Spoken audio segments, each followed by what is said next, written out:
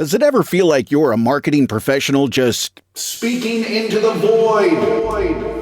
But with LinkedIn ads, you can know you're reaching the right decision makers, a network of 130 million of them, in fact. You can even target buyers by job title, industry, company, seniority, skills, and did I say job title? See how you can avoid the void and reach the right buyers with LinkedIn ads. Spend $250 on your first campaign and get a free $250 credit for the next one. Get started at linkedin.com/campaign. Terms and conditions apply. Hey, it's Paris. You know I love sparkly things, right? Like stars. Duh. And thanks to Hilton and AutoCamp, I just slept under them. Picture me, serving looks by the fire outside my luxurious Airstream, making s'mores with the kids, while a national park is our backdrop. The great outdoors meets Hilton hospitality. That's hot. Explore all the new ways to stay at Hilton.com. Hilton for the stay.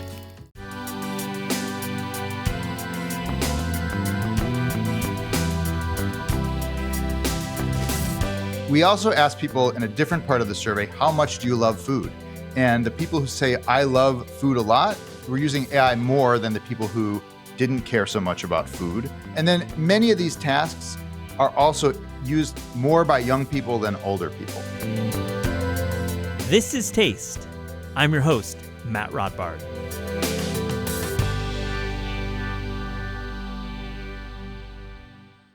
Dan Frommer is the founder and editor-in-chief of The New Consumer, an influential publication that covers the intersection of technology and consumer brands, and many of these brands live in the food world. I wanted to have Dan back on the show to talk about his new trends report. As Dan writes, between tariffs, geopolitics, Doge, egg prices, measles, fires, floods, and more, the U.S. consumer has had a chaotic start to the year. But what does it all mean for brands like Sweetgreen, Chipotle, and Starbucks? We dig into each, and we have a great conversation about that not-so-great topic on all of our minds, inflation. Also on the show, I have a great conversation with Stella Drivas. She's the author of Hungry Happens Mediterranean, 100 Healthy and Simple Recipes. I hope you enjoy this episode. Dan Frommer, welcome back to This Is Taste. How are you? I'm great. Thanks so much for having me back. Always a pleasure. I love speaking with you, and we're going to talk about your mid-year trends report you just dropped on The New Consumer. An absolute must-read. You got to subscribe to this if you care about CPG and the way our world interacts with food in a unique way. It's such an important read. Before I get to the trends report, though, I want to ask you, where have you been dining out, Dan? You are on the gluten-free wave. You are somebody I respect your taste in all restaurants, but you really understand gluten-free. Where are you at? Couple spots I've loved recently. The team behind Hippo, which is a kind of an offshoot of the mozza world, kind of East Side LA, Italian-ish vibes, just opened a new spot in South Pasadena called Cannonball. And it's amazing. It's just kind of like a really, really well done neighborhood restaurant. It's a funny place. It has 2 stories. It has a backyard that is directly up against the metro tracks, which is in this part of LA, it's like a pretty quiet and cute light rail line. So I have a 4-year-old and he just wants to sit in the back and watch the trains go by. But yeah, great burger, great steak, great fries, full liquor license, which is semi-rare in LA, and just really well done. So big fan of Cannonball. And then this past weekend, we had dinner at Bar Etoile, which is a bar, kind of an extension of the Domain LA wine world. And just phenomenal, just great. Really have kind of moved past their opening jitters and are really hitting it. There's a pork chop au poivre that's just fantastic, and salad was great. Just everything was awesome. Fries were great. Can't complain. Very happy. I love the pork chop au poivre. I've seen that 3 times on menus recently. It's crazy how much pork au poivre is happening. And Bar L'Etoile is like absolutely on my list to visit next time I'm in LA. Great Rex, man. Oh, thank you. And one other thing I forgot, maybe the most fun thing not the most fun, but something fun on the menu at Cannonball also is a East LA riff on the, to me, famous 4 Horsemen celery salad, which I just love. So We call that Yeah. tribute. It's paying tribute. Right. Exactly. Yes. Cannonball 2, that sounds like a great place. All right, well, I want to get into the mid-year trends report. Such a great read. I again highly recommend subscribing to New Consumer. It's a multi-page, over 100-page deck. You write in the first slide, quote, between tariffs, geopolitics, Doge, egg prices, measles, fires, floods, and more, the U.S. consumer has had a chaotic start to the year. But we're doing remarkably well and crucially still spending. Dan, tell me your biggest learning when looking at the economy and all these headwinds, what's actually happening? I mean, the big picture is it's kind of a mess. So far, though, things have held up way better than feared. And that's actually, you could record that and play it back anytime in the last few years. Every year, it feels like there's been this panic. Oh, there's going to be a recession. There's going to be a massive recession. And it just hasn't happened. And that was true through the last several years of the COVID era and the Biden administration. And this year, too, people were extremely freaked out at the beginning of this year. There was extreme volatility after the tariff announcement was made in April. And so far, things are looking pretty good, actually. We're still in this situation where a lot of people think things are worse than they actually are. Consumers are still spending. Things have not fallen off a cliff. There are spots, though, that don't look great. And there are a lot of people that don't feel great. And I think that's worth appreciating. There are a lot of people who feel like things are worse for themselves than they really are. And, and also I should note, I'm not an economist. I'm a journalist and an analyst who spends a lot of time in spreadsheets. But there are people with a much more sophisticated, nuanced understanding of the actual U.S. economy. But what we see from spending is that things have not fallen off a cliff. There are categories that are decelerating or receding a little bit. Employment is still very solid. There are also pockets there where perhaps things are not going to be as great. And then the thing that people have been most freaked out about this year, which once again is something that people are starting to freak out a bit about, is tariffs. And some of it is just the concept of tariffs, but just the extreme sloppiness that everything has been introduced and then has been turned into this weird fiscal war this trade war against other countries. And it feels very game showy in many ways. And the net is that people don't know how to react to it. They don't know, some people were pulling spending forward. They're like, well, I better get this car now before it costs 20% more in 6 months, things like that. And, certain things have gotten a little more expensive. A lot of small merchants overseas don't even know what they're supposed to be charging. So they're charging duties and tariffs and things like that. And, I could ramble on. There's definitely uncertainty, and that is not what the market's like. That's not what business likes. So that part is not great. But the good news, again, is that it's not like people have just stopped spending. In fact, people continue to spend. It depends on the company, but as much or more as they were last year, the year before that. So, and that's even including inflation. It's so interesting when you mentioned the uncertainty of charging. I've noticed on Instagram when I follow small companies and founders, they're getting these bills of these like arbitrary sums, which can be in the hundreds of dollars when they're picking up their goods at the port or via postal. And it's so interesting that it's so much chaos. But you really your survey, 38% of your respondents said that rising prices and inflation is their biggest concern. Are there any broad categories where the tariffs are going to affect the industry the most in food? Ooh, that's a detailed question I don't have a great answer for. I'm not sure. Obviously things that this is on such a bizarre country by country basis too. So I got an email last week from a brand that imports a lot from India and is kind of exasperated, like, oh, well, we might have 50% tariffs to deal with imminently.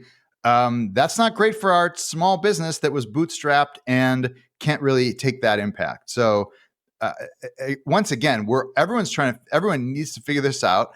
Everyone's trying to figure out on their own. They're not getting any real help. And it changes so frequently that part of the problem with all this, and we don't need to get too deep into this, is if the long-term bet is we're going to spend the next 20 years making America back into a manufacturing culture and a manufacturing society, there's no guarantee that anything is going to stick 2 weeks from now, let alone 6 months, let alone 4 years, let alone 20. So it's impossible to bet on building in America right now, and it's very impossible to build on what's going to happen in the next 3 or 4 years with tariffs and overseas pricing. So that volatility is what really sucks. And I feel horrible for people who have to deal with it firsthand. Yeah, absolutely. Building a factory does not take 12 days. It takes years and years. And that's the big headline when these tariffs are being put out there in the world. We can't answer that question now, but you did a really great job of kind of summarizing it.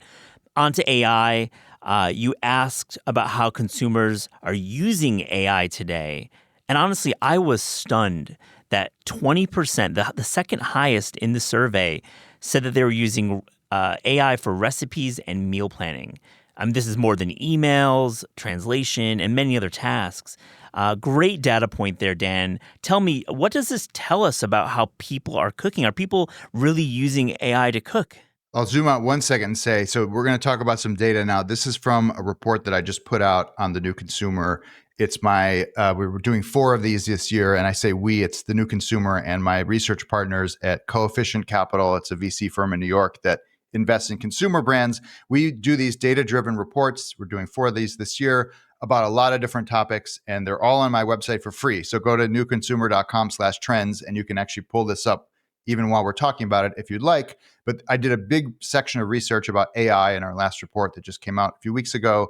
And this is very fresh survey data. I ran the survey in July of 3,100 US consumers. And so yeah, AI was a big topic. We were curious how people are using AI right now. ChatGPT has been in the market now for more than a couple years. And we provided people first we made sure they knew what AI was. Almost everybody does. We got a sense of who's using different AI products. A lot of young people, a lot of students are using ChatGPT. And then we asked people, what are you doing with AI? How are you using it right now? And we provided a bunch of different tasks, and we asked people to kind of click them off. So the number one task was general information, just kind of looking for stuff the way that people used to do web searches and that sort of stuff. That makes sense. That is kind of the out-of-the-box use case for an AI tool like ChatGPT or Claude or something like that. Then there was this big group of things that about 1 in 5 people said they were doing. So, yes, recipe ideas was kind of, if you round them, kind of number 2. Technically, actually, number 2 was none of these. And so there are a lot of people who aren't using AI for any of these specific tasks yet. So that was about a third of people selected none of these. But yeah, recipe ideas or meal planning, writing personal emails or messages, translating to or from other languages, generating or editing photos or graphics, fun or entertainment, games, making memes, and then movie and TV recommendations, and identifying objects in a photo. All of those things were basically between 18 and 20%. But yeah, basically about a fifth of people say they're using AI right now over the last 12 months for recipe ideas or meal planning. And that's kind of one of these kind of higher tier things that people say they're doing.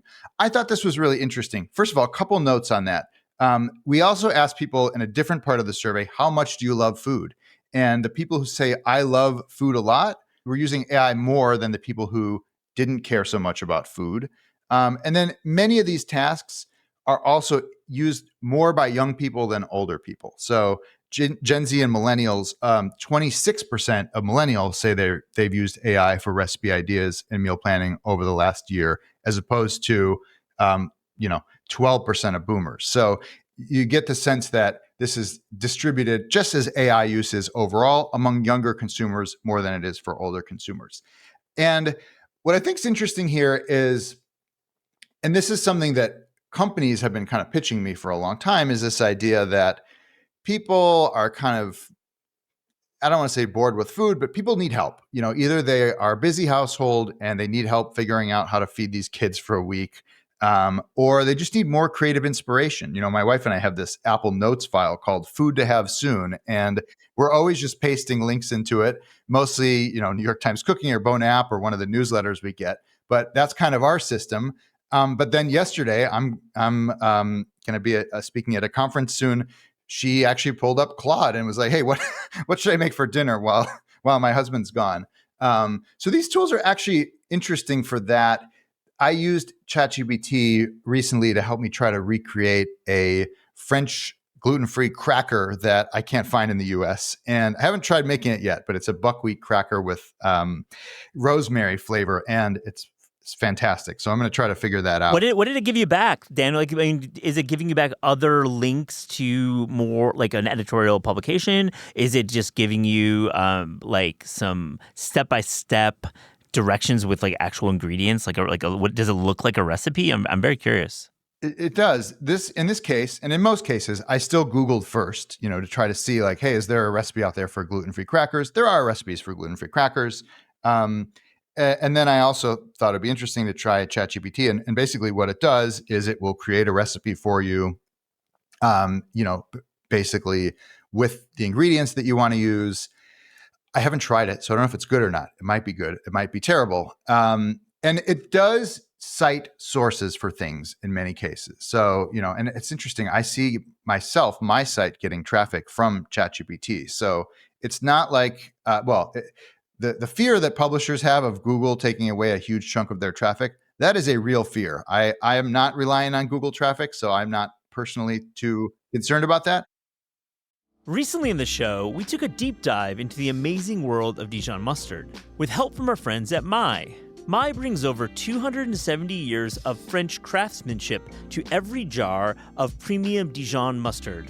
Since 1747, Mai has been perfecting the art of flavor, transforming everything from simple sandwiches to gourmet meals. Look for the "Oh my, it's a great talk about Dijon mustard" episode in the This Is Taste podcast feed. With the Walmart app, you can squeeze in those final days of summer and nail that back-to-school shopping list. So keep working on that tan and let Walmart Express Delivery handle the rest. Chromebooks, Clorox wipes, Sharpies, glue sticks, pens, pencils, and more. All delivered in as fast as an hour. So pour yourself another iced tea. Summer's not over. Last-minute back-to-school supplies delivered fast. The Walmart you thought you knew is now new. Subject to availability. Fees and restrictions apply. I'm really curious about this because I think if you are a publisher who is relying heavily on search and recipe generation, which is honestly what food media has been built on, it is like the foundation of what we do. I would be looking at this data and maybe rethinking the strategy. And I believe if you are subscribing to ChatGPT and your engine and your model is building towards your tastes and preferences, and you start throwing in more and more questions, it's going to get better. That's indisputable. It's going to get better, and I think recipes that are going to be custom made for you it's a reality.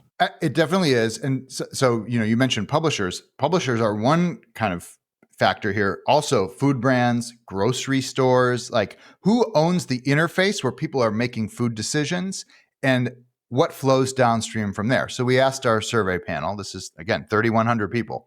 If you are using AI for recipe ideas or meal planning, would you want the AI tool to be able to place the grocery or restaurant order itself for delivery or pickup? And this is where a quarter, 26% of Gen Z and millennials said, yes, I would like the AI to order the food for me. Another third said, no, I prefer to place the orders myself. 20% said they're fine either way. So that kind of sways that, either way. And then 16% said, I wouldn't use AI for meal planning, and 5% said not sure. So at any rate, if you zoom out, within the foreseeable future, a lot of decisions about what food is purchased and consumed will be made by an AI algorithm and not just a human. Perhaps a human will spot check. I don't know if you've ever used Hungry Root. Hungry Root is an online grocery service that prides itself on being very AI driven. You kind of put in your health goals, you fill out a survey of what foods you like and what you don't like, and once a week, it makes a grocery basket for you. It lets you edit it to your heart's content. You can get rid of everything it prescribes for you, but Hungry Root has has a very good subscriber retention rate when it's doing the thinking for you. I mean, Dan, let me just jump in and say my subscription has been retained since 2019. Okay, got it. That's no lie. Like I've had the founder on. I caught up with him at the Fancy That's Food right. Show. Yeah. He's great. He's great. And I have been living this, and they've been really early about AI helping the weekly basket come to you, and it's really good. I'm a big fan of it. This is obviously unpaid.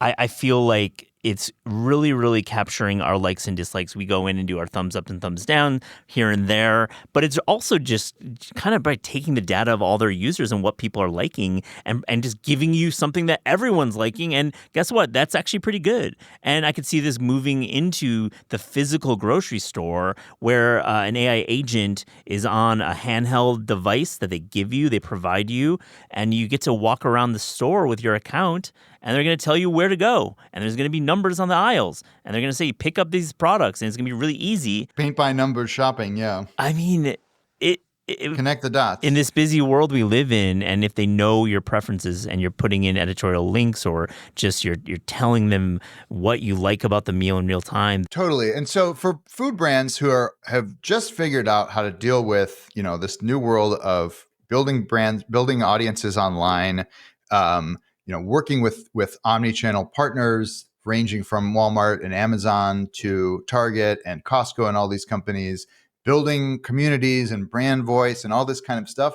Now they also have to figure out, okay, how do I make myself appealing to the robot that I may or may not be able to compensate to recommend my brand or my product as opposed to something someone else likes? And as the outgoing Instacart CEO Fiji Simo says over and over on the earnings call, that matters a lot because the brands that people adopt as they move their grocery shopping online are the ones that people tend to stick with. There's a lot of reordering of my last cart that happens online in a way that is even more pronounced than it happens in store. And so those habits matter, those recommendations matter. And right now, brands have almost no control over this. I mean, there are a lot of these vendors out there who are trying to sell you like AI optimization tools and that sort of stuff. It's very measurable right now. I don't know if you can influence it right now. We'll have to see. And it's, and this may or may not become pay to play where you can Cheerios can outbid Magic Spoon on who gets recommended to, someone looking for cereal or something like that. Hopefully the tools will actually, and I think the key to Google's success, at least in the first couple of decades, was an obsession with focusing on the user and making the user the happiest and most satisfied. I hope that the near and long-term future of ChatGPT and other AI tools really focus on what makes the user's life better and not what makes their business better or their, ad auction better. But we'll see. It's a big question mark. One other thing before I forget about it, how can publishers specifically adapt to this world? And I think some of it is just building a connection with their users in a way that people still think of them first. So I still think of New York Times Cooking first when I'm looking for a recipe, and I happen to be a paying subscriber, where I want the best recipe for whatever item I'm making. Now they're not. There are a lot of recipes on there. They don't have everything on there, and they don't always have the best recipe on there. You can see the star reviews. Have a wild range to them. But if the New York Times is smart, they're going to keep building that closeness with their customers. They will probably also have to invest in their own AI tools. They've already invested in a pipeline to Instacart, and if you look where they're putting money now, it's getting more celebrities on their YouTube channel. Yeah, they're fighting two fronts here, and I think with the celebrity front, they're obviously doing top of the funnel and getting anyone who has thought about food to be more interested with the celebrity. But also on the AI note, I mean, they're going to launch a chat agent. I mean, it's obvious. I mean, I just heard a great podcast. I mean, they have to, yeah.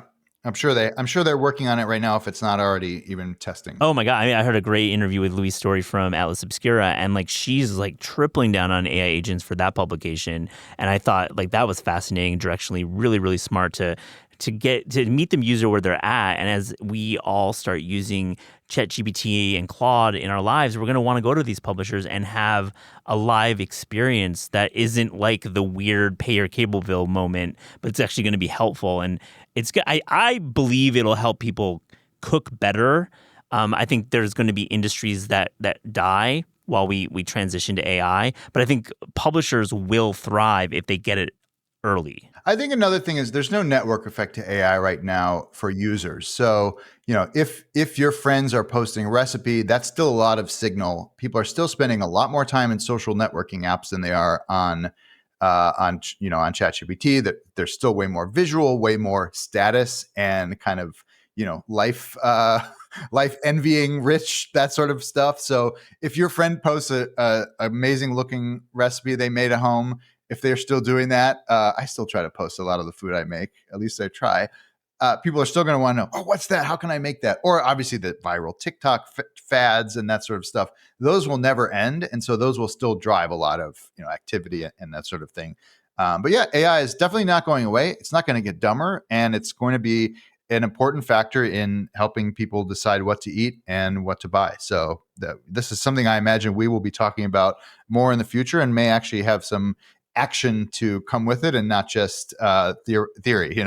I'll just add too about the cookbook industry. I feel very, very bullish about the industry that I work in, that I love, because I think when it comes down to it, a cookbook is a document of a chef's or a recipe developer's strong point of view in a package with photos, and it's all together. And I think that is what people will be investing in more and more as recipes, at least online, move more towards the Chat GPT world. Not to say this is a plug about cookbooks, but I just wanted to mention that I think cookbooks will always have a life in this AI world because of what they are, which are single documents and really focused, compilations of recipes. And I'll take a romantic view. I agree too. I've used cookbooks more over the last year as a reference tool than ever before, but I also am buying them as a cultural acquisition more than anything else too. Obviously the recipes are nice to learn. I love when cooks or whomever also does some, I love the YouTube companions. I love that sort of thing. We still unwind watching food YouTube every night.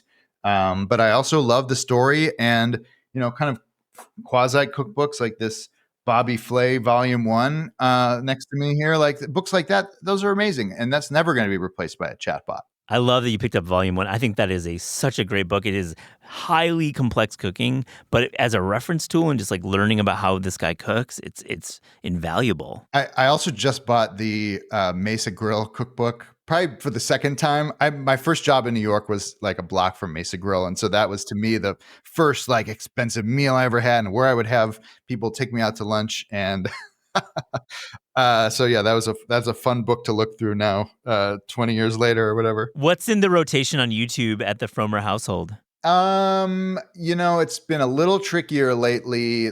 Not as many people are posting. Still, Claire Saffitz is at it. We're watching a lot of her dessert person. Kenji is on fire with all the videos he's doing and his Kenji energy. And I'm trying to think what else. New York Times Cooking is great. We love Vaughn. We love Melissa Clark. They're just doing a really great job. Super high quality and always something interesting. And we'll flip through Bone App when they have something. But I am looking for recommendations. There are a lot of people who were posting who are not. I know it's funny. I've been wanting a Doobie Doo Bop update from Tina out in Spain. She's my favorite YouTube creator. I'll have to check that out. I imagine that YouTube, I think there was a big rush to YouTube during COVID, and when there were few options for even getting paid anything to cook. And now the private chef market is back open. Books are being published and purchased. And I think YouTube monetization is just not what it needs to be. If you don't have your own salesperson that you trust, that's really, making big sponsorship sales, I think it's not a great income stream relative to other options. I've heard, I did an interview with Molly Boz earlier this year and her Substack. And I think this is true for a lot of those who have, or actually she doesn't use Substack. She uses Memberful like me. Her newsletter though is making a bunch of money. And so that's great. I do miss YouTube. A lot of these people have had kind of interesting, unique life things happen. So that's why they're not posting. Molly, she's been very public about her tragically lost her home and where she was doing her studio to the fire here in LA. So, I'm never ever in my life going to call her up and say, hey, why aren't there some videos on YouTube? But her newsletter has kept ticking, and she's been doing Instagram. So maybe the answer is YouTube is just not worth the It's effort. not. I mean, you look at the CPM numbers for the ad numbers, it's low. I mean, you have to do the branded sponsored episodes. You can't just rely on the 2 million views anymore because those CPMs are just not there. And there's other places to make money, Substack being the main one. I'm curious from your perspective then, being around so many cookbook launches, is YouTube a required element for promotion, or do you think Instagram and TikTok just go way further for the juice? I think it's a great question. I mean, the editors here who acquire cookbooks look at all sorts of metrics very, very closely when looking at an acquisition. And I think any kind of paid membership is a very, very strong indicator for buying a cookbook. So I think you look at the audience and you're like, okay, are they streaming 10 hours of YouTube, or are they paying $30 a month? There's a clear choice that you're going to look at. I mean, but I think like the acquisition process is very unique and case by case. I think that there's definitely big YouTube stars who don't have a Substack who do terrific cookbooks and sell lots of them. And then there's small names too who don't have any platform that get books because it's just a great idea and should be out there. So I think it's a range of topics, but I agree that YouTube seems to be cooling a little bit, at least as the buzzy platform for food creators. Whereas on the mass scale, it continues to take more and more share of viewing. So it is winning the streaming wars quietly. But yeah, the food corner is a little trickier these days. I mean, it's pods though, baby. Let's talk about podcasts.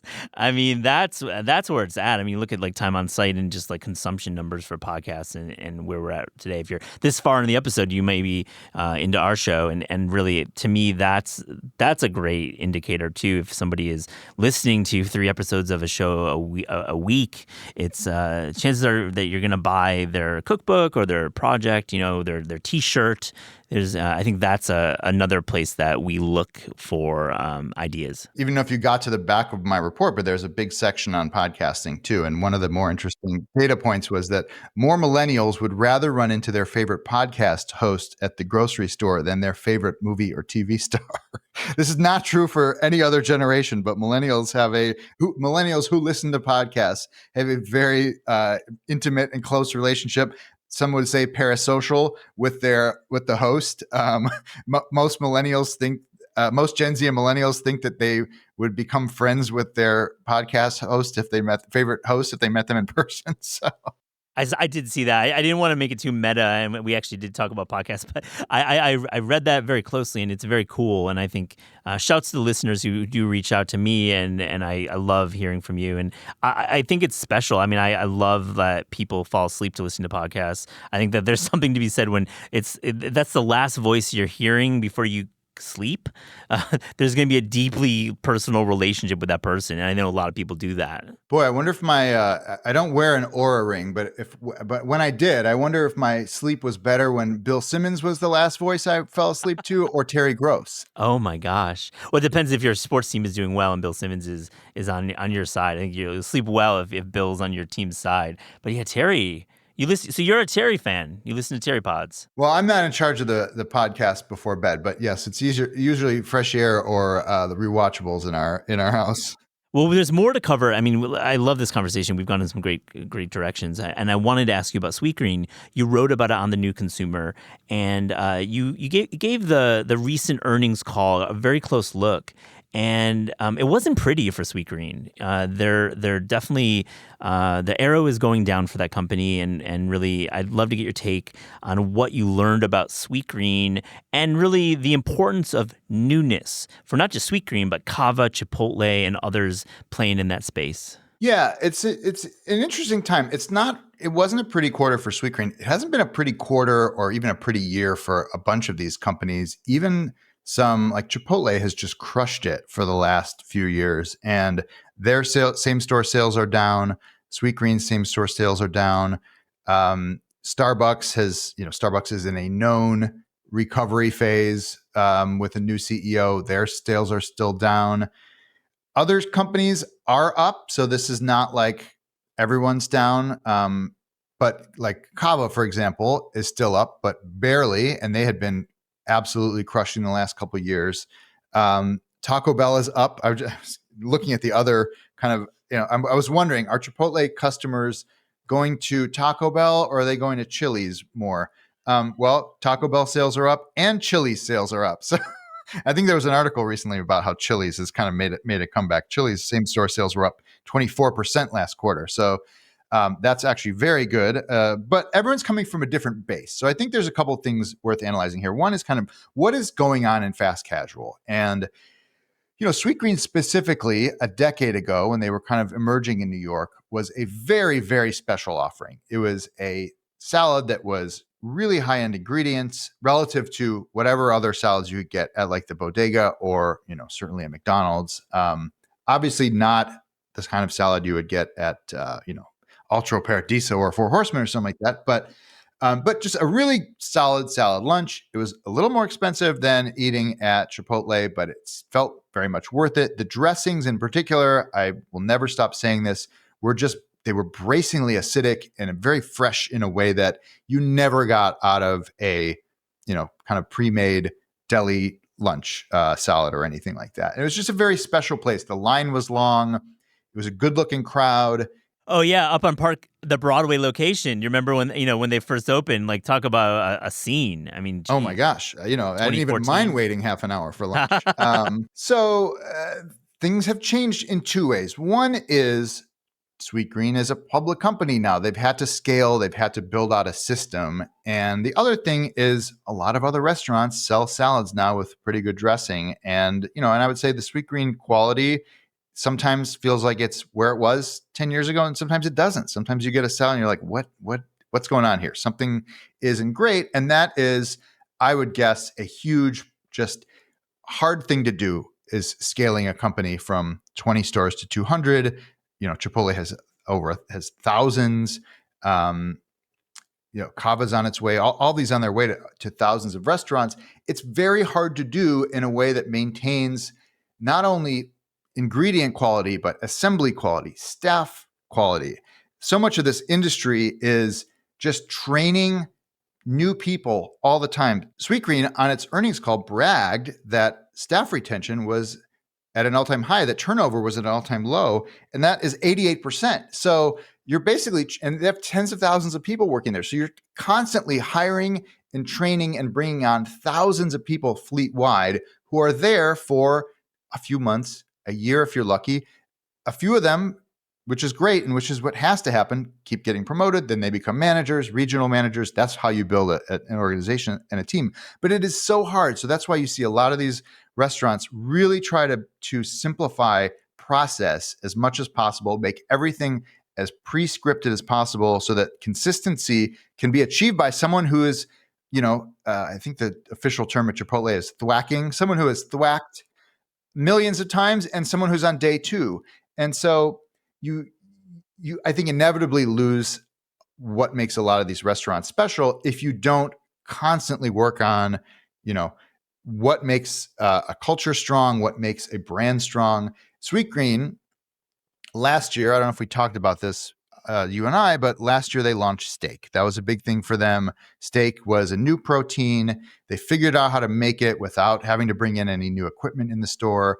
And it helped their business. And everything's about protein now. I don't have to talk about that. You've talked about it on every other show, I bet. And then when they launched steak, they kind of took their foot off the gas on their seasonal menu, which is what made Sweetgreen in the first place, was this seasonal menu where every 3 or 4 months there's a new menu. There's early spring, late spring, seasonal ingredients. It feels like you're not at the farmer's market, but if you're Ultra Paradiso. You're as close to the farmer's market as you can get in a chain restaurant. And they stopped doing that when they launched steak because they couldn't do too much at a time. It was hard to introduce a new protein to begin with. And they kind of took their foot off the gas and they realized at some point, we really need to go back to that seasonal menu. So they just launched one recently for the first time in a while, and it's done well. I went in and had the caprese bowl, and I enjoyed it. It was nice. It kind of was the first time in a while where I went back to Sweetgreen and went, you know what? I'm very pleased with this lunch. I will come back and try this again. There's a surprise there, and I think we want to bit of a surprise, yeah. And it's not to say they haven't been doing things like they launched fries, and fries were another thing that they talked about on the earnings call. They launched fries. They were kind of what did they call them? Ripple cut or riffle Yeah. cut? Something. It was a play on crinkle cut that made them seem rather unique. They have an herb dusting on them, which is unique, and then they also came with dipping sauces that you're not going to get at Wendy's. They came with a some sort of aioli, which I never ended up trying. And my favorite was the dill pickle ketchup, which was incredible. And actually, it was very funny. If you have a fry in the dill pickle ketchup, it reminded me of the taste of a McDonald's cheeseburger, which is a very specific Oh, wow. taste. Yeah. Anyway, pickle heavy. Everyone knows when they hit the pickle in McDonald's, exactly. Yeah. And it was interesting, but it was one of these things where the fries were, I did an interview with Nick Jamais, who is the co-founder and chief concept officer there. And he, and this is kind of a mantra they were saying about this evolution with these fries is, we're not just a salad restaurant anymore. We are putting a new spin on fast food. This is our take on a fast food classic. Salad and a fries is kind of this, I don't want to say trendy, but a lunch that people have. Maybe it is a little trendy. It is a great balance, right? Oh, I'm going to have a salad and I'm going to have some fries. And much to, I think, everyone's surprise, on this past earnings call, they said, you know what? These fries, we've had them for a few months. We're actually discontinuing them. It's a real bummer. I don't think they even said what percentage of sales they led to, if they led to much of an uplift. But, operationally, they were a problem because and Sweetgreen was very proud. They launched fries without adding a new piece of equipment to the kitchen. They had a little fry warming station near the front of the line, but they didn't need to install fryers. They used their convection ovens to air fry them. And that was a big point of pride. Like, anytime you can launch a new part of the menu without having to bring in a huge piece of equipment and invest in hundreds of those fryers or whatever it is, and teaching people how to use them and figuring out the venting and all that kind of stuff, that's a win. But the problem is that every minute the fries were being cooked in the convection oven, meat and vegetables, which are the core of the menu and value proposition of Sweetgreen, were not in the oven. So meat was sitting out longer, veggies were sitting out longer, they weren't as fresh. And if you're going to get a salad and the chicken feels like it's been sitting out since the morning, that's not great. It was a smart bet. I when they launched it, I was like, "This is clever." I saw the way, like, the salad and fry, thinking about like a brasserie style, and having that little indulgence with a salad. It made a lot of sense. But I think my personal experience was that, and you wrote about this in your great piece, is like, they were kind of sad. I mean, they weren't like really hitting. They felt like they'd been sitting out for a while, and they were kind of being neglected. Deliver well. I mean, that's delivery part of too. And I don't think any fries deliver Definitely well. not. Although the fries from Dune actually deliver pretty well. Oh. But there were, I was like, I'm going to try to crisp these back up in the oven, and then I would over crisp them. I never even got to try them in the restaurant. So, fries are ideally 30 seconds out of the fryer, right? Something like that. So you're never going to get that with delivery ever. But every time they were delivered, they were kind of cold. They weren't crispy. And then I over crisped them. They tasted good. Oh, yeah, they did, for sure. And I agree with you. The dipping sauces were great. Sauces were great. And another thing kind of strategically that mattered for Sweetgreen was that this was, if you think about one of the most successful fast casual marketing ploys over the last 10 years, to me, is guac mode from Chipotle. Chipotle will hit you with a push notification and say, "Hey, free guac today." And I'm such a, I'm a mouse on a treadmill. I'm like, oh, okay, I'm getting Chipotle for lunch. And with Sweetgreen, they finally had this lever, this kind of high margin thing where they could go, "Hey, free fries today if you order," that sort of thing. And they're losing that. So that's kind of a bummer. But ultimately, if they're messing up your chicken, which is the base of your business, then that's not okay. They have a new chief operating officer. I'm not going to put out the possibility that maybe down the road they can figure out a playbook where they can, walk and chew gum at the same time and have chicken and fries. McDonald's does it. So we'll see. I'm a huge fan. I continue to support Sweetgreen. They're across from our office. I love the founders. They've innovated time and again, and this is just a setback for me. I believe so. I think they're going to be fine. They have a lot of intention with what they do, exactly, which is rare. They're nice people. I do have a personal relationship with some of them. I want them to do well. I loved eating there every day in 2018, or I should say 2015 through 2018. I went there a lot. It was great. I want to go back more and really enjoy it. And I finally did recently with this kind of seasonal summer menu. They were also very proud of the Korean steakhouse collab they did earlier this year. I thought that was a strategically smart move. I thought the product had like 6 days worth of salt and sugar in it, so I couldn't have it more than once. But maybe that's not designed to be ordered more than once. But they're so tied to food and bev. Like they just know the right chefs. Like I mean, Nick, credit to Nick. Like he's a very astute diner, and at that scale, it's cool to see like Simon Kim getting his time at Sweetgreen. Like that's really cool to me. It is cool. Totally. Yeah. And they do it well. And I think they do it with real intention, which is not something you can say about almost any chain. A couple of things I found interesting. So first of all, is this kind of obsession with newness. And this was kind of one of my last newsletters called People Want New Stuff All the Time. There's always been limited time burgers or specials or that kind of thing. I remember, one of my first McDonald's experiences growing up was the McJordan special that would come out in Chicago, and maybe it came out nationwide. I don't even know. And then Bill Wennington got one called the Beef Wennington. But then there was like the Batman tie-ins. First Bill Wennington reference on our show, I must say. I appreciate it. Hey, underappreciated Chicago sports hero. So this is not a new thing, but it feels like in this kind of social media era where you're not just learning about these things from commercials, you're learning about them because people are posting them all the time, that there's increased urgency to this and also increased upside too. If you look at what's happened globally with this concept of Dubai chocolate and how quickly Shake Shack was able to get a Dubai chocolate shake on its menu, and they limit them to a certain number per day, but boy, does that do wonders for foot traffic.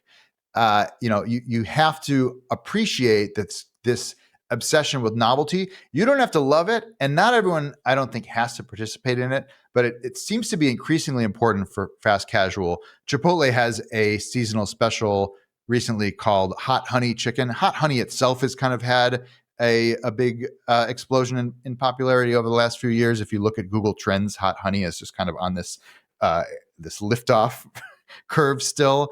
But a quarter of people who were buying Chipotle during that limited time offer went for that seasonal thing. At Sweetgreen, it was something like, I don't know, mid-teens % of people were buying the seasonal menu while it was out. So a meaningful portion of people, both your everyday customer and also people coming in just to try out this new thing. And that adds up, especially in this era where, I don't like the idea of running your business to make your investors happy. Obviously, you have to do that, but it's only one piece of it.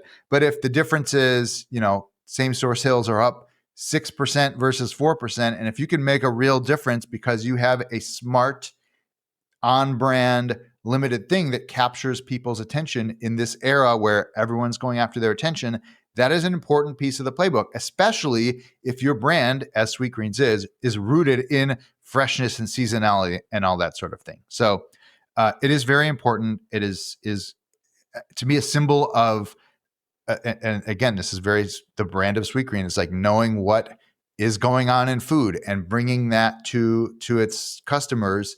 But also a sign of operational maturity where you can do more than one thing at a time. And that is important for these companies because competitors will. If you look at Cava, they've really come out of, I don't want to say nowhere, but they've grown tremendously. And a big part of that is they have a more complex operation. They have grills, they have all kinds of different kitchen implements, and they have a much bigger menu than Chipotle. I think Chipotle's tiny menu has served it very well over the decades, but I think we're at a point now where people have expectations for more variety and more newness. And I think that is only going to get more important. I had Cava founder Ted Zino-Christos on the show about 6 months ago, and we were talking to that exact point about the complexity of it and just like using the grills to their advantage.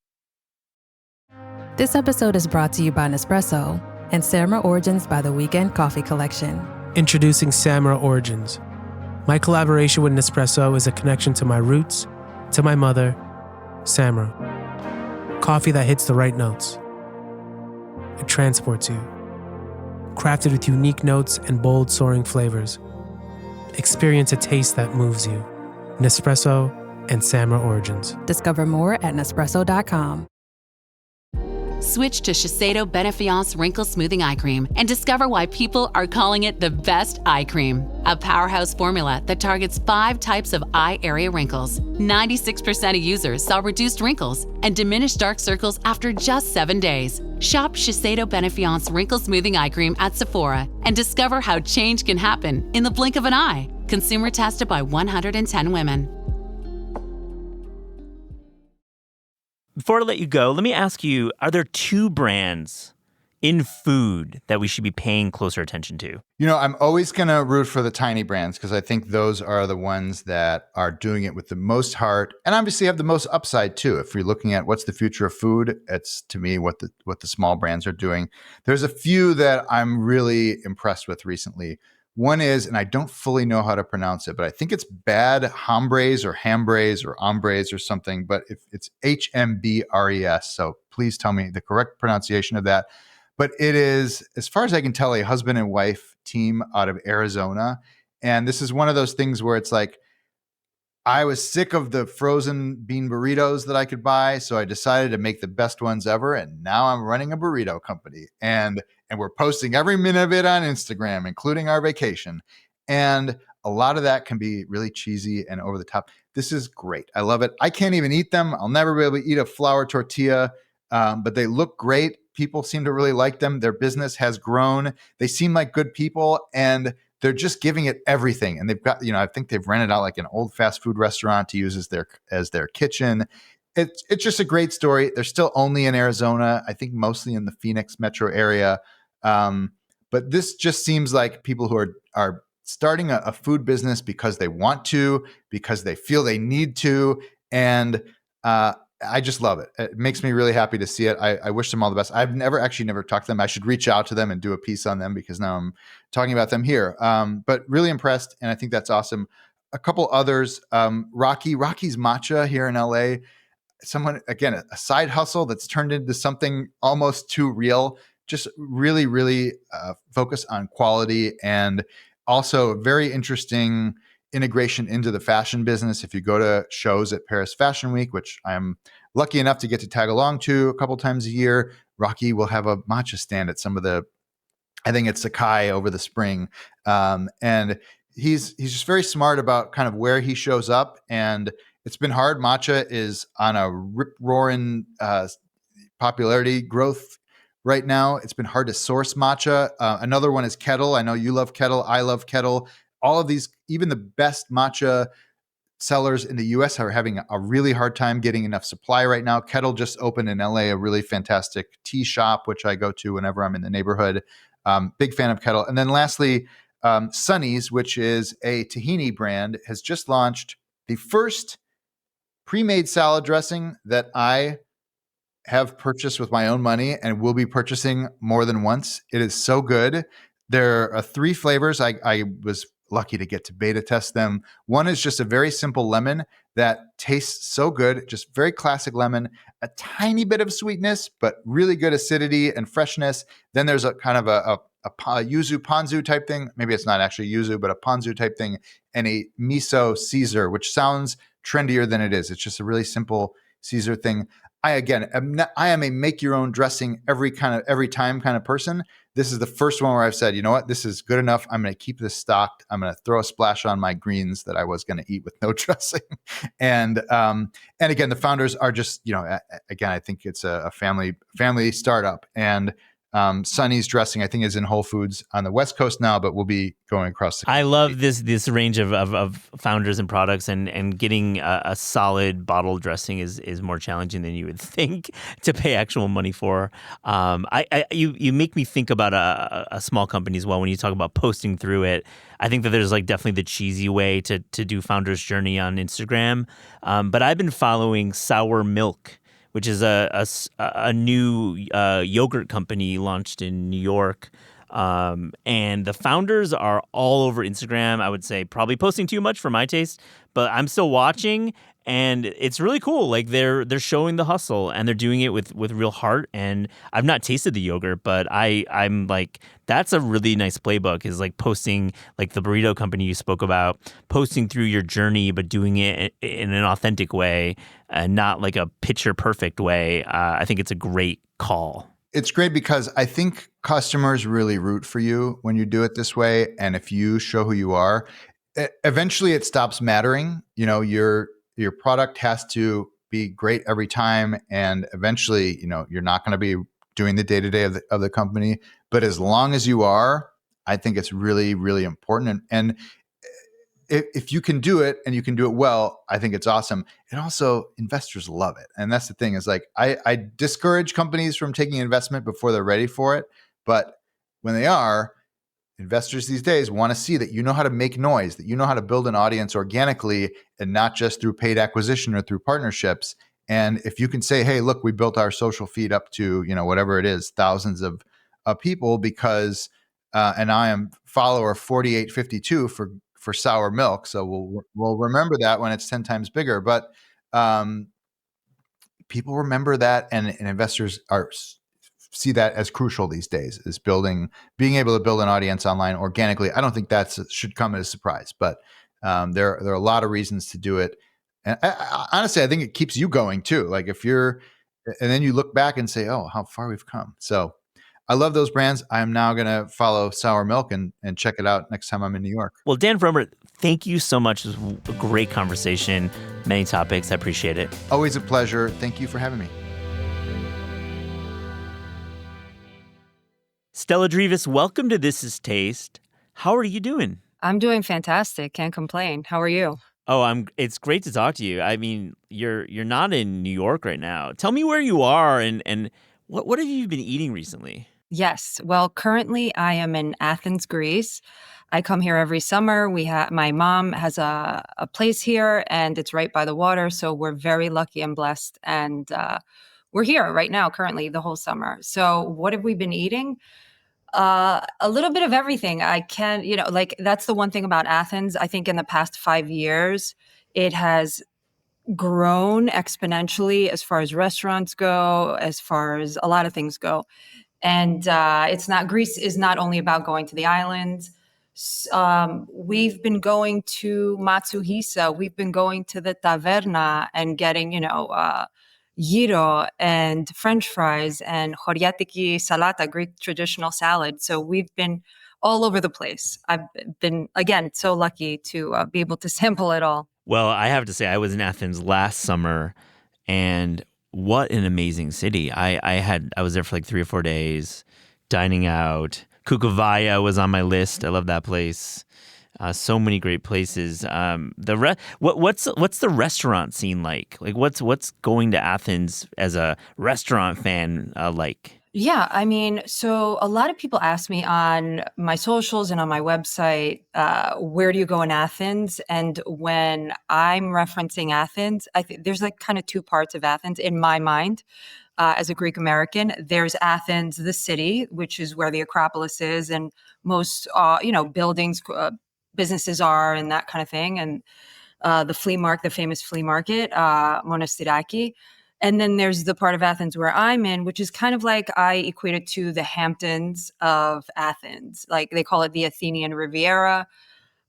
So basically, the people of Athens come out to this area where I'm at, and they have their summer homes here. So the eating scene here is amazing.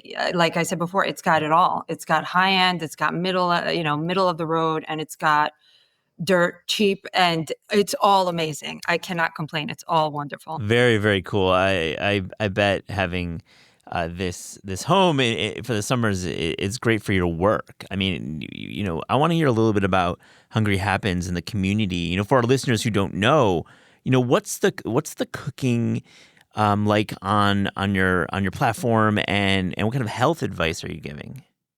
Yeah, absolutely. Well, I don't get a lot of work done here in Greece, to be quite honest. Yeah, I come here to relax and kind of recharge so I can go back to New York and go at it. But as far as my Hungry Happens community and my website and my socials, I've tried to fuse together kind of my upbringing and Greek culture, Greek cuisine with more of what I kind of eat and practice and believe in, so to speak, which is kind of like a low carb lifestyle. There's a bit of a contrast between the two, but that's kind of what I've been trying to do for the past, I'd say 12 years I've been doing this. So yeah, I think that my community is there for that specifically, where I bring Mediterranean into low carb and just, I really, really focus on easy recipes because that's the feedback I get. We love the fact that we can just kind of throw together whatever we see on your page quickly. Like I probably have most of the ingredients. So that's what I try to give my audience as much as possible. We talk about low carb, and it's obviously trending. We talk about protein maxing on the show a lot, and I mean, you're really well positioned to write these recipes, and in your cookbook that you're putting out. Did you see this coming? Did you see this big protein era coming? You know, of course, low carb is not new, but we're really, really in an age right now. Yes. I mean, like I said, I've been kind of following. When I started in 2013, it was kind of labeled clean eating. Before that, in the 90s, in the late 90s, it was Atkins diet, which I find interesting how it's all kind of shifted in titles and branding. But I think it's always been there. I think that there's always been a result. So that's why people just kind of keep going back to it. For me personally, I enjoy eating high protein diet, a high protein diet, because I feel full. I can eat. At a certain point I get full and then I feel full and then I'm not hungry 2 hours later, where if I just notice with myself, if I eat pasta or sugary foods, pizza, traditional pizza, within a few hours, I'm kind of hungry again. It doesn't always satiate me, but I do also believe in kind of balance and not strict behavior in anything. I think that everything kind of can be had to a certain extent. If you're doing this kind of plan, it doesn't have to be strict and you still can be healthy. So I just think that you can have your cake and eat it too, to a certain extent. So tell me about food growing up. Where are you growing up, and what's it like in your household? I had a wonderful experience with food, mostly thanks to my grandmother, my yaya. I was raised by my parents and my grandparents. We all lived together, the six of us. And my parents opened up a restaurant when I was 7. So poof, they were kind of immersed in that. And I was left at home with Yaya and Papu, which they were extremely loving, caring. And my Yaya always showed her love in many ways, but especially through food. What do you want to eat? Tell me all the time. I'm here to make what she made, anything we wanted, whenever we wanted, and from scratch. So I was really spoiled and very lucky. She made a lot of pasta, homemade bread. Just anything you can imagine, pasticcio all the time. A lot of stews, a lot of vegetables were always on the table too, a lot of feta, a lot of cheeses. Yeah, I mean, it was just amazing having her as a food role model, because she really taught me like how this is family and, you cook for family and that's how you show love, love to your loved ones. And it was a great experience. And then I also had my parents, on the other hand, where we had the diner. My parents had a Greek diner. It wasn't Greek, so to speak, but we had a lot of Greek dishes, a lot of Italian dishes because it's New York. And so I also experienced that, a lot of food through that, bringing home food, going there. Started working there when I was 14. Tell me about this restaurant. Where's it at? I mean, you're growing up in a restaurant. I mean, that is an amazing upbringing. I mean, food is at the center. It was a diner. Yeah. So my father bought a diner when I was 7 with his brother, and my parents and my uncle and my aunt worked it. And then they left that diner probably, I want to say in like 2002 or something like that. And they bought an even bigger diner out east by Stony Brook University. And that was like double the size and a lot more foot traffic in there. And it was just a diner, like your traditional diner. It had a huge menu. It had like 400 items on the menu. It was, I don't know how they did it. My dad ended up selling in 2020. And so we're not a part of it anymore, but he had an amazing run-in at it. It was the restaurant business. I have so much respect for anybody in the restaurant business. A lot of people are like, oh, you should open up a restaurant. That's definitely not for me. I had the chance with my father and I was like, no, thank you. I've worked in the restaurant business for many, many years, but it's just not for me. It's a lot of pressure. There's a lot at stake and it just has to run smoothly, cleanly, beautifully. And they did that, but it's hard. It's hard to do. It's not easy. I mean, 400 menu items, that's crazy. I mean, that's amazing. I think for listeners who haven't been to a New York Metro Greek diner, it is a singular thing. It is incredible. And when you have 400 menu items, what's the line like? I mean, on a busy morning. So inside the kitchen, you just see a lot of the traditional diner menus. I think that's what sold the most. Cheeseburger deluxes with the French fries, pickles, onions, tomatoes, lettuce. A lot of eggs were getting sold. And then, of course, traditional Greek entrees, a lot of pancakes. It's the waffles, that kind of thing were the biggest sellers at the diner. Yeah, I mean, I love a Greek diner. It's incredible. Let's talk about going to school in New York City. What's food like there for you? Are there any restaurants that that you have memories about? I sure do. So I went to college. I'm going to date myself now in the late 90s. Yeah. Early 2000s. That's what I'm talking about. That's why I wanted to hear about this because I knew that was your era. The golden era of New York City, in my opinion. I mean, I'm sure the 80s were great too, but and the 2000s were great. So I don't want to throw anybody under the bus, but I had an exceptional time in Manhattan when I lived there. Basically, there were a lot of spots that I went to, but the ones that really were repeated constantly and throughout, I lived on Waverly Place. So I was going to Cozy Diner, which was right around the corner.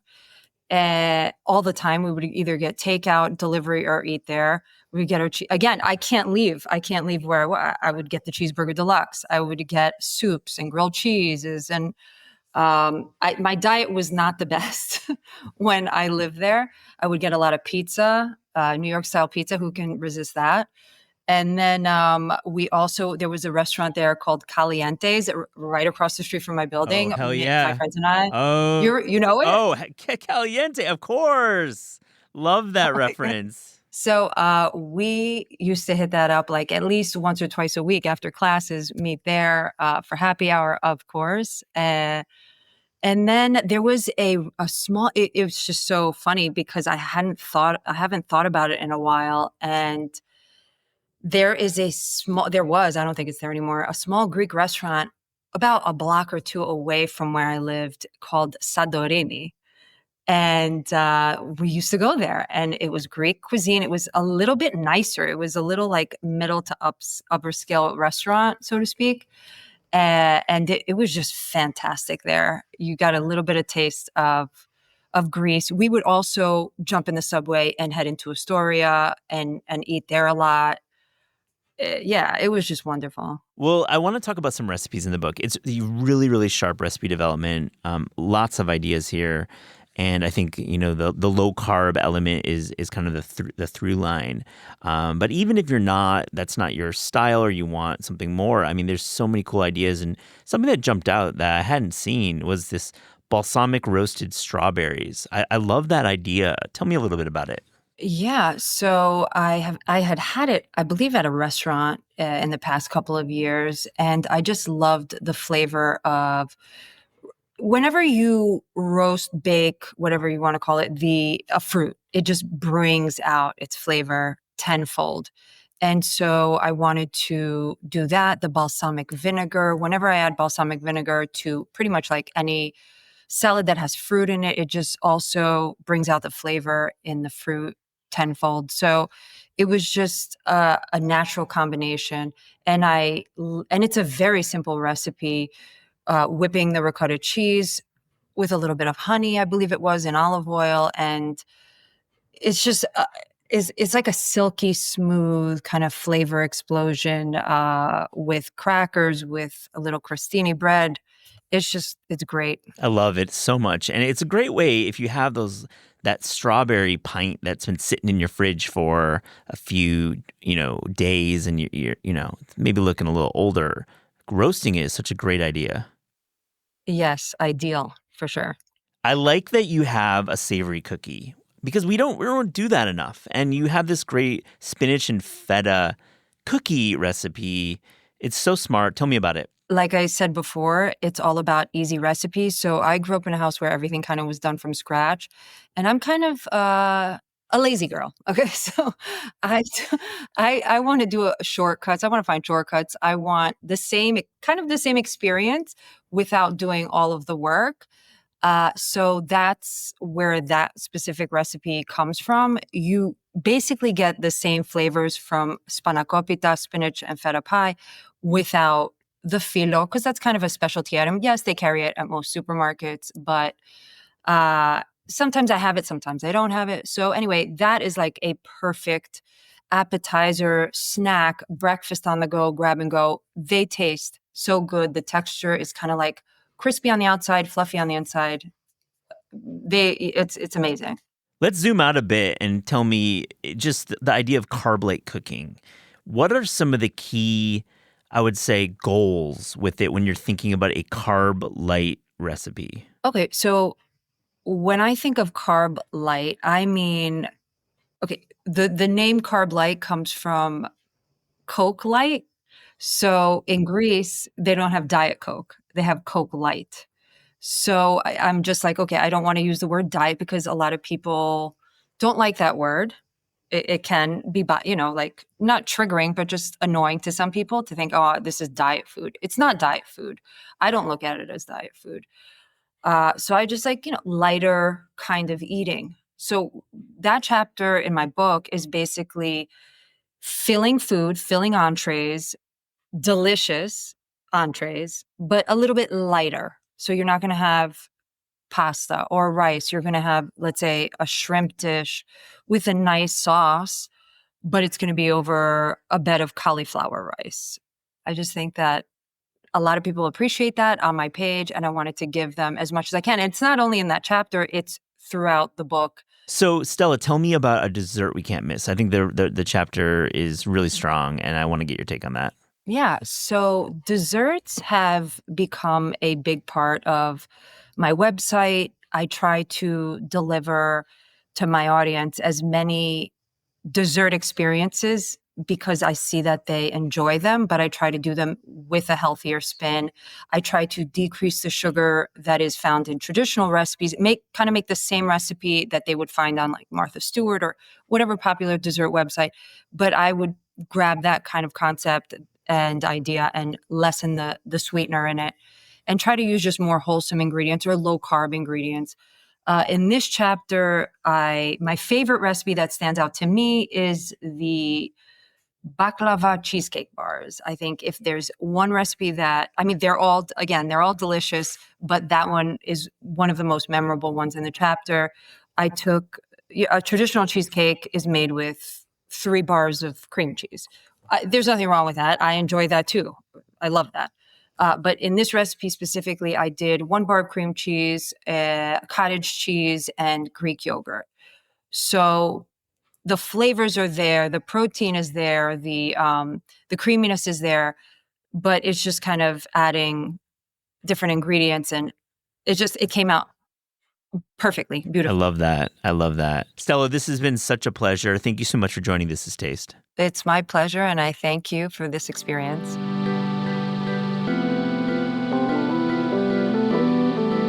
This is Taste is hosted and produced by Eliza Barbanel and me, Matt Rodbard.